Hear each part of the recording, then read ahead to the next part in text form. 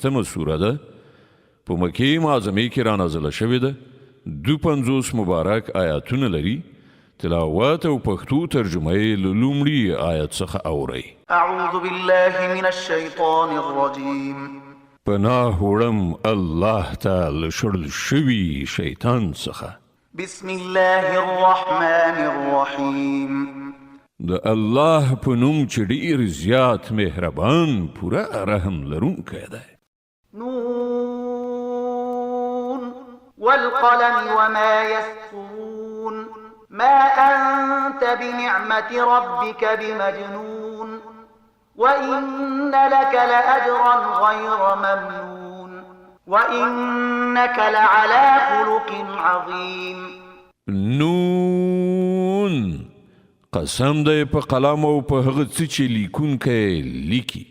ته د خپل پروردګار په پیرزوینې سره لیونی نه یې او په یقیني ډول ستا لپاره داسې اجر دی چې د هغه لړۍ هیڅکله پای ته رسیدونکې نه ده او بېشکه ته د لوړو اخلاقو مرتبه لرې. فستبصر ويبصرون بأيكم المفتون. ډېر ژر به ته هم وګوري او هغوی به هم وګوري چې له تاسې نه څوک په لیونتوب اخته دی. إن ربك هو أعلم بمن ضل عن سبيله وهو أعلم بالمهتدين. ستا پروردگار هغه خلک هم پیژني چې د هغه له لارې نه بېلارې شوي دي او هغه کسان هم ښه پیژني چې پر سمه لاره دي. فلا تطع المكذبين.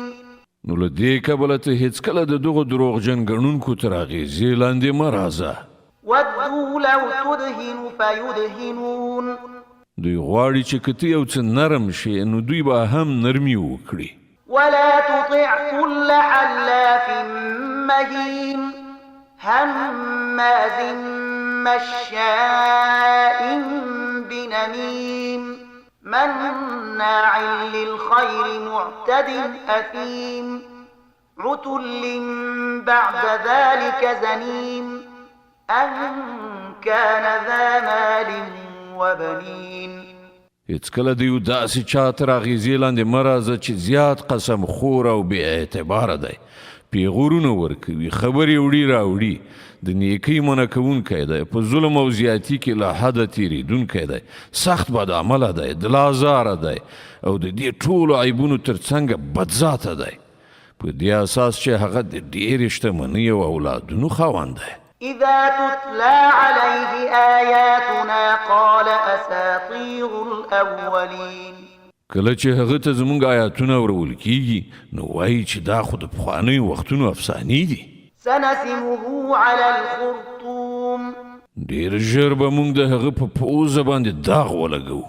إنا بلوناهم كما بلونا أصحاب الجنة إذ أقسموا ليسرمنها مصبحين ولا يستثنون.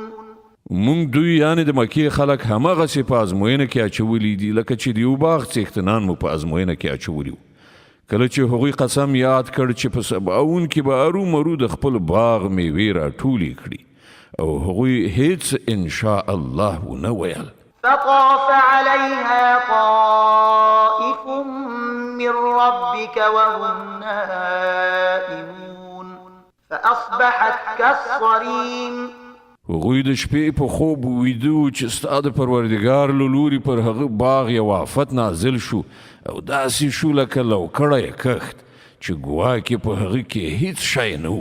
فتنادوا مصبحين أن اغدوا على حرثكم إن كنتم صارمين. په سباوون کې هغوی یو بل ته سره نارې کړې چې که د میوې ټولونکي یاست نو د سهار په توره خړه کې د خپل کښت خواته ورشئ. فانطلقوا وهم يتخافتون ألا يدخلنها اليوم عليكم مسكين وغدوا على حرد قادرين. نو خوځېدل او پټ پټې سره ویل چې نن به په باغ کې تاسې ته هیڅ یو بېوزلی را نه شي. هغوی د څه نه ورکولو د تصمیم په نیولو سره سهار په توره خړه هلته داسې په بیړه بیړه ورغلل چې تا به ویل هغوی د میوې په ټولولو برلاسي دي. فلما رأوها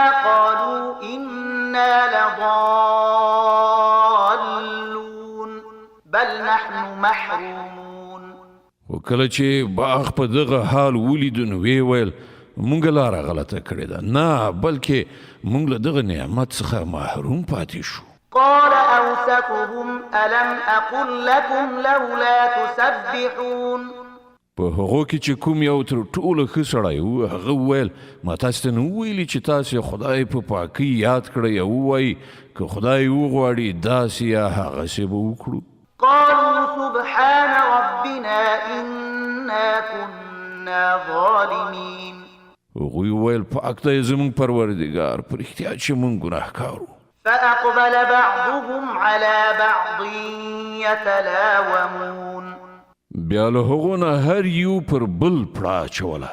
قالوا يا ويلنا إنا كنا طاغين. په پای کې وویل خواشیني ده زموږ پر حال بېشکه چې موږ سرکشه شوي وو. عسى ربنا أن يبدلنا خيرا منها إنا إلى ربنا راغبون. کېدای شي چې زموږ پروردګار موږ ته په بدل کې له دې نه لا ښه باغ را په برخه کړي. موږ د خپل پروردګار خواته ورګرځو. كذلك العذاب ولعذاب الآخرة أكبر لو كانوا يعلمون. همداسې وي عذاب او د آخرت عذاب له دې نه هم ډېر لوی دی. کاشکې دوی په دې پوهېدلی. إن للمتقين عند ربهم جنات النعيم. په باوري ډول له خدایه ویریدونکو خلکو لپاره د هغو د پروردګار په وړاندې په نعمتونو مالا مال جنتونه دي. أفنجعل المسلمين كالمجرمين.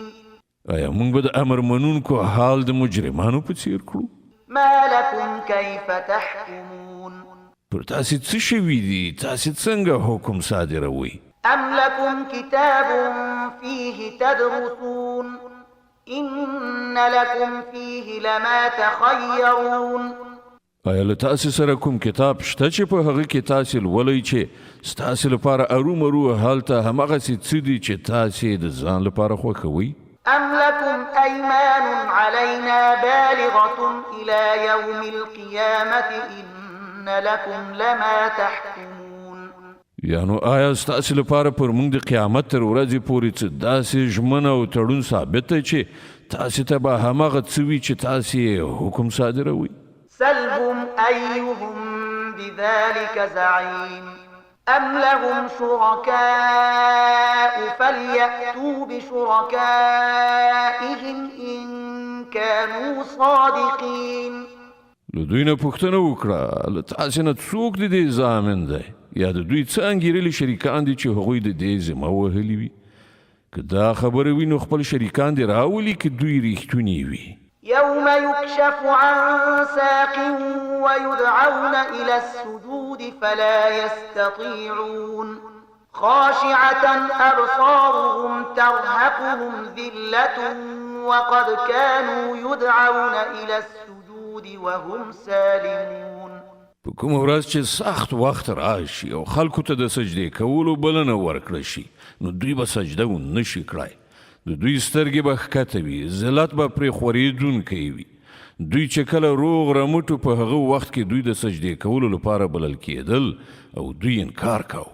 فذرني ومن يكذب بهذا الحديث سنستدرجهم من حيث لا يعلمون وأملي لهم إن كيدي متين.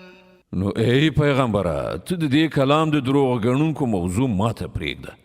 موږ به په داسې توګه دوی په کراره د تباهۍ خواته بوځو چې دوی خبره هم نه وي. زه دوی ته مهلت ورکوم. زما تدبیر ډیر قوي دی. أم تسألهم أجرا فهم من مغرم مثقلون.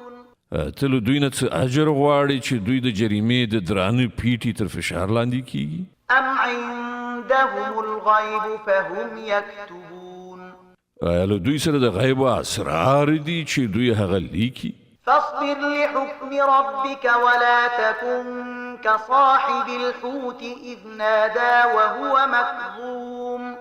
نو د خپل پروردګار د پرېکړې تر صادرېدو پورې صبر وکړه او د کب د خاوند یعنی یونس غوندې مه کېږه کله چې هغه دعا کړې وه او هغه له غمه ډک شوی و. لولا أن تداركه نعمة من ربه لنبذ بالعراء وهو مذموم. که د هغه د پروردګار مهرباني ور باندې نه وای شوي نو هغه به ملامت په سپیرو ډاګ کې غورځول شوی وای. فاجتباه ربه فجعله من الصالحين. په پای کې د هغه پروردګار هغه غوره کړ او هغه له صالحو بندگانو څخه وګرځاو. وإن يكاد الذين كفروا ليزلقونك بأبصارهم لما سمعوا الذكر ويقولون إنه لمجنون وما هو إلا ذكر للعالمين. کله چې دغه کافران د نصیحت کلام یعنی قرآن اوري چې ته هغه لولې نو تا ته داسې سترګې اړوي چې گویا ستا پښې به وښوی وي او وایي چې دی هرومرو لیونی دی په داسې حال کې چې دا قرآن خو د ټولو نړیوالو لپاره یو نصیحت دی. صدق الله العظیم. الله ستر رښتیا ویونکی دی.